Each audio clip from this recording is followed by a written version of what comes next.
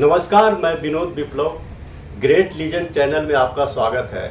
आज बात करेंगे मोहम्मद रफ़ी साहब की नहीं, आज बात करेंगे मोहम्मद रफ़ी साहब के एक साये की।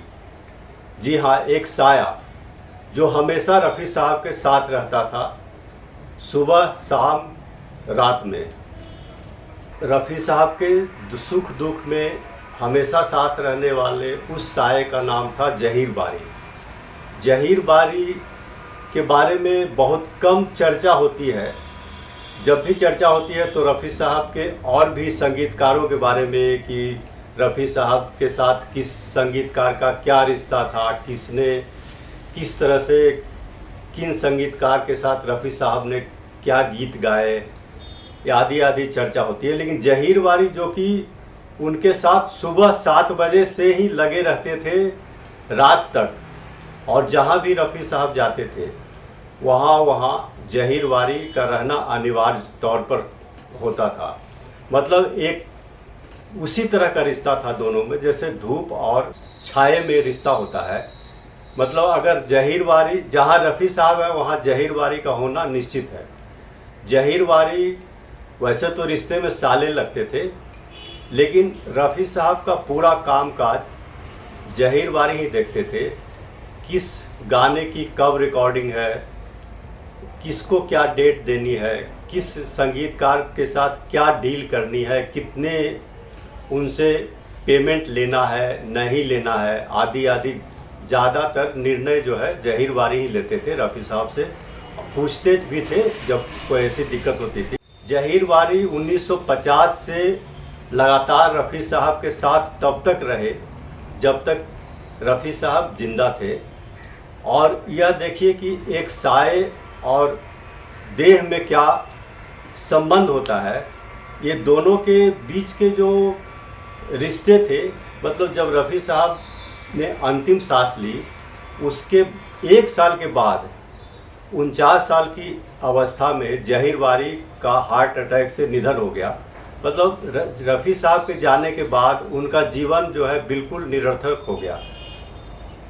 वो मैंने उनका एक तरह से जीवन ही था, रफ़ी साहब के लिए था। और जब रफ़ी साहब इस दुनिया से रुखसत हुए तो ज़हीर बारी के लिए जीवन का कोई अर्थ नहीं रह गया। और वह एक तरह से दम मैंने एक तरह से घुट घुट करके उन्होंने किसी तरह से उनका 1 साल गुजरा, लेकिन 1 साल होते होते उन्होंने दम तोड़ दिया। और कह सकते हैं साये का मिलन उस देह से, जो कि देह जो आत्मा के रूप में स्वर्ग जा चुकी थी, उससे मिलने के लिए वह साया चला गया। ज़हीर बारी की एक खासियत के बारे में बताता हूँ कि उनकी हैंड राइटिंग इतनी सुंदर थी कि अगर कोई देखता तो लगता है वह बिल्कुल प्रिंट होकर के आया है। तो जब रफ़ी साहब और ज़हीर बारी किसी रिकॉर्डिंग के लिए जाते थे, तो जब तक रफ़ी साहब संगीतकार के साथ धुन के बारे में चर्चा करते थे, तब तक ज़हीर बारी उस गाने के जो बोल होते थे उसको अपनी एक डायरी थी उसमें उर्दू में लिख दिया करते थे। और इस तरह से लिखते थे कि लगता है कि जैसे वो अभी छप कर के आया है। और रफ़ी साहब चाहे कोई भी गाना हो, किसी भी भाषा में गीत हो, उस गीत को चूँकि ज़हीर बारी उर्दू में लिखते थे और रफ़ी साहब उर्दू जानते थे, तो इसलिए उसको पढ़ करके हर भाषा में जो गीत होते थे उसको उसी तरह से गाते थे जैसे लगता है कि वो उनको उस भाषा में पारंगत हासिल है।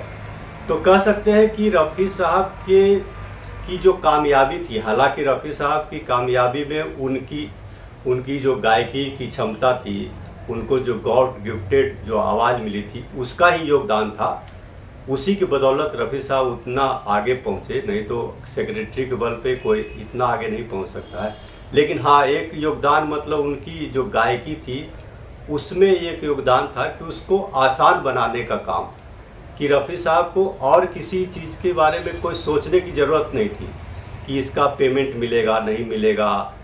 वो ऐसे तो सोचते ही नहीं थे। रफ़ी साहब किसी गीत को गाते थे, किसी गाने को गाते थे, तो उसके बारे में सोचते ही नहीं थे कि मुझे इसमें कोई पेमेंट मिलेगा या नहीं मिलेगा। उन्होंने तो कई गाने ऐसे भी गाए जिसमें उन्होंने कोई पेमेंट लिया ही नहीं, और अगर लिया भी तो लौटा दिया। और कई बार तो जब रिकॉर्डिंग करके लिफ्ट से, जहाँ पे रिकॉर्डिंग रूम से निकलते थे, तो लिफ्ट मैन को ही दे देते थे जो भी मिला होता था। किसी ने बोला कि मुझे ज़रूरत है, तो उसी समय पैसे जो वहाँ मिले हुए थे गाने की रिकॉर्डिंग के लिए, वो उसी समय दे दिया करते थे। और अपने साथ जो गाड़ी थी उनकी, उसमें एक डिब्बा रखते थे और जिसमें ढेर सारे पैसे रखा करते थे। और जब भी उनकी गाड़ी रुकती थी किसी रेड लाइट पे, तो ढेर सारे लोग जो भी ज़रूरतमंद लोग थे वो वहाँ पे आ जाते थे। और जैसे ही लोग आते थे उनको, हर लोगों को कुछ न कुछ दिया करते थे उनको। तो ये बता रहा हूँ कि रफ़ी साहब को तो इसकी जब ज़्यादा पेमेंट के बारे में चिंता नहीं थी, तो जो भी चिंता थी वो जहीर वारी इसके बारे में करते थे। और चूँकि पैसे के बारे में वही बात करते थे, तो जहीर वारी के को लेकर के एक होता था कि भाई अरे जहीर वारी जो है रफ़ी साहब का नाम खराब कर रहे हैं। मतलब रफ़ी साहब तो इतने सीधे साधे भले इंसान थे और एक तरह से देवता स्वरूप थे। तो कई संगीतकार ऐसे मानते थे कि रफ़ी साहब तो इतने भोले भाले सीधे साधे इंसान हैं, लेकिन उनका नाम जो है जहीर वारी खराब कर रहे हैं। तो जहीर वारी कहा करते थे कि मैं अगर नहीं रहूं तो रफ़ी साहब को तो ये लोग लूट करके खा जाएंगे। मतलब यहाँ की दुनिया इतनी बेईमानों से, फिल्मी दुनिया इतने बेईमानों से भरी हुई है कि मेरे नहीं रहने पे रफ़ी साहब को तो ये लोग एक दिन भी नहीं छोड़े, मतलब लूट करके रख दें। और एक इस तरह का एक किस्सा हुआ भी कि जब एक बार जहीर वारी नहीं थे, तो रफ़ी साहब अपने बेटे को लेकर के रिकॉर्डिंग के लिए गए। तो जो पेमेंट मिला लिफाफा में बंद करके उन्होंने, संगीतकार ने दिया, तो उन्होंने देखा नहीं, दोनों ने नहीं देखा कि लिफाफे के अंदर क्या कितना मिला है नहीं मिला है। तो जब घर आके देखा तो जो डिसाइडेड जो रकम तय हुई थी उसका आधा ही था। तो उनके बेटे काफ़ी गुस्सा भी हुए कि क्या मतलब है कि मतलब जितना देना था उसका आधा ही दिया। तो रफ़ी साहब ने कहा कोई बात नहीं, जब जहीर आएंगे तो देख लेंगे। तो इस तरह से था दोनों का। जहीर वारी रफ़ी साहब के साथ 1950 से ही साथ काम कर रहे थे। सुबह 7 बजे आते थे और हर जगह रिकॉर्डिंग के लिए जाते थे। उसके बाद जब घर आते थे तब भी जहीर वारी वहाँ पे काफ़ी देर तक रहते थे और आज क्या हुआ रिकॉर्डिंग में, किस तरह की कुछ घटनाओं का जिक्र किया करते थे परिवार के साथ बैठ करके। और उनके ठहाके जो है बार बार वो हंसते खूब थे, बहुत ठहाके लगा करके। तो उनके ठहाके की आवाज़ जो है रफ़ी बिला में गूंजते रहती थी। मतलब बहुत ही हंसमुख स्वभाव के थे, किस बात पे हंसने लगते थे, ठहाके लगाते थे। तो एक तरह से उनके कारण सबका मनोरंजन भी होता था। और रफ़ी साहब से कई बार मनमुटाव, मतलब एक बकझक भी होती थी कि जहीर वारी थोड़ा पैसे को लेकर के थे कि भाई पैसे कितने मिले नहीं मिले, उसका हिसाब किताब रखते थे। और रफ़ी साहब का ये था कि अरे पैसे तो मैं तो गाने, मुझे इससे मतलब है कि किस तरह का गीत मिला है। एक बार की बात है कि जितेंद्र ने अपनी होम प्रोडक्शन में एक फिल्म बनाई थी दीदारे यार। तो उसमें रफ़ी साहब के गीत थे और किशोर कुमार के भी गीत थे, लेकिन किसी कारण से वो फिल्म जो है टल गई। 2-3 साल शायद उसमें डिले हो गया। दोनों के गीत उसमें रिकॉर्ड हो गए थे। बाद में जब पेमेंट उस समय तक नहीं हुआ था, बाद में जब फिल्म रिलीज होने लगी तो रफ़ी साहब के घर एक लिफाफा पहुंचा। उस लिफाफे में देखा कि जितना रकम डिसाइड हुआ था उससे ज़्यादा रकम है।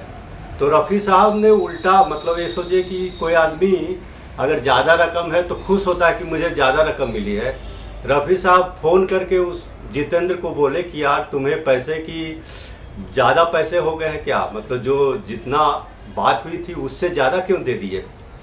तो पता चला कि असल में इस बीच जो टाइम था 1-2 साल में किशोर कुमार के भी रेट बढ़ गए थे और रफ़ी साहब के भी रेट बढ़ गए थे।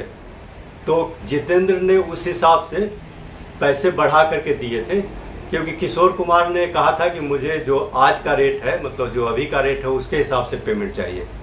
और रफ़ी साहब उल्टा, मतलब वो कह रहे थे नहीं, जो बात हुई थी पहले कम पेमेंट पे बात हुई थी तो कम ही पेमेंट हुई। मतलब एक इतना भोलापन कह सकते हैं कि मतलब अभी का रेट डिसाइड हुआ है, ठीक है, पहले का रेट ये था और अभी रेट बढ़ गया है, अभी गायकी का रेट ज़्यादा चल रहा है, तो उस हिसाब से उन्होंने पेमेंट किया। लेकिन इन्होंने कहा नहीं, मुझे वही चाहिए जो पहले तय हुआ था।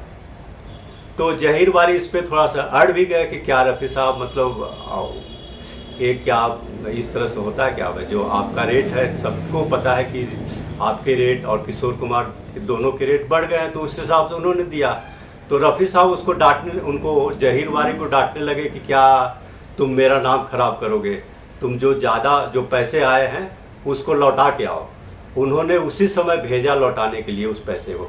तो मतलब सोच सकते हैं कितना भोलापन कहें या जो भी कहें, भलमन साहब कहें रफ़ी साहब की, तो वो पैसे के बारे में सोचते ही नहीं थे।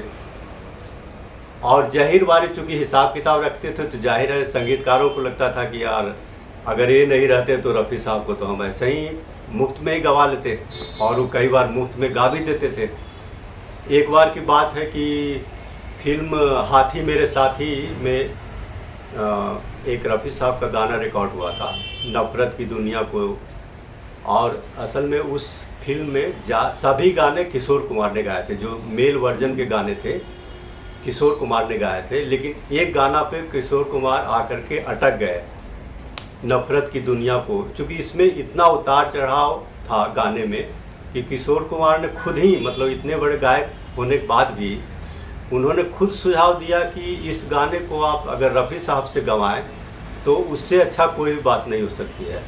तो रफ़ी साहब के पास जब ये संदेश पहुंचा तो तैयार हो गए कि ठीक है, कोई बात नहीं है। लक्ष्मीकांत प्यारेलाल उसके संगीतकार थे।